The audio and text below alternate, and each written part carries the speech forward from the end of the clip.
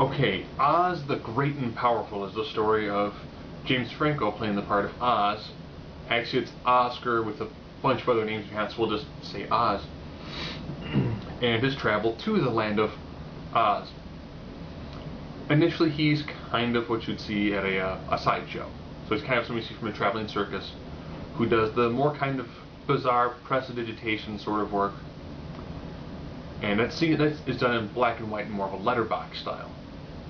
So the first about 10 minutes is done in a black and white style with a ton of foreshadowing for the rest of the movie. You'll pick out bits and pieces throughout that whole scenario that play out when he travels to Oz. Then a tornado happens. While riding a hot air balloon, he gets caught in a tornado, which then takes him to the beautiful Technicolor widescreen land of Oz. I didn't see this in 3D, but you can tell this movie was entirely designed to be seen in 3D. You know, lots of effects coming towards the screen, lots of the, foreground, midground, background work.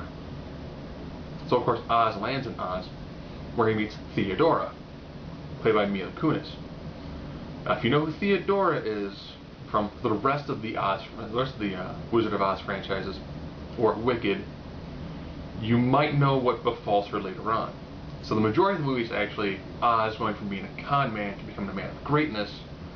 At the same time, it's also Theodora's descent from where she is as kind of a relatively naive witch to becoming the main antagonist in the Wizard of Oz series. So she believes that he's the wizard who's there to help destroy the evil witch Glenda. You're probably thinking, if you see the other Oz franchises, Glenda's the good witch. So why is she the villain? Well, Isadora, Rachel Weisz's character, is essentially the current ruler of the Emerald City, and has convinced people that it was her sister Glenda that poisoned the king.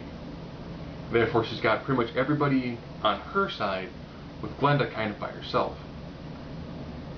So then Oz goes on his journey with the help of his flying monkey bellhop, for lack of better terminology, and a little China doll, who he repairs. You will see an obvious correlation between her and a little girl in a wheelchair earlier on in the movie. Like I said, if you pay attention to that first 10 minutes, you see everything that's going to happen throughout the rest of the movie.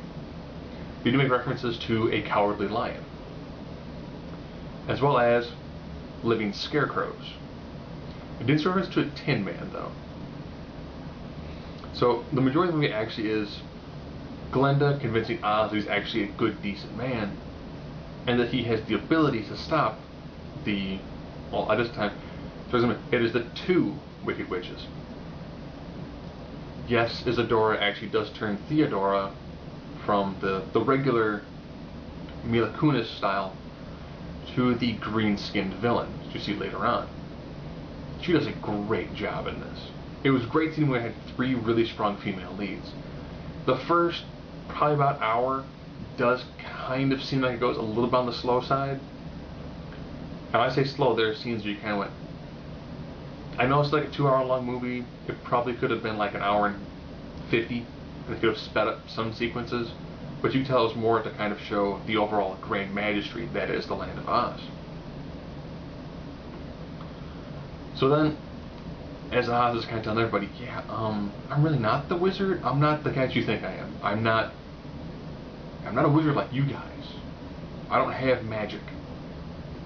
And then there's the idea of, you're not the wizard that we need, that we want, but something that we have.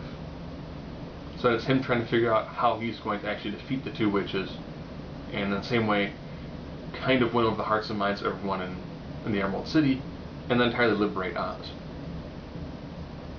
Yeah, it's a very, very well done movie, beautifully shot. It's got great use of special effects, and they've got one of my favorite dwarf actors, beyond Warwick Davis. For the life of me, I do not know who he is, but he was in I'm Gonna Get You Sucker, Me, Myself, and Irene, and Bad Santa. And he plays a fantastic part.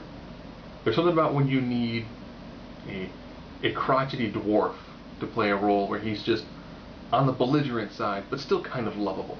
Great job. The little China doll, is undeniably an adorable little fixture to have in this movie. And James Franco plays a really solid job at the kind of bumbling, goofy con man who has to, throughout the movie, go from being this, I'm not a great guy, I'm not a good guy, I'm a con man, this is who I am. That slow transition to becoming a man of eminent greatness in the world of Oz.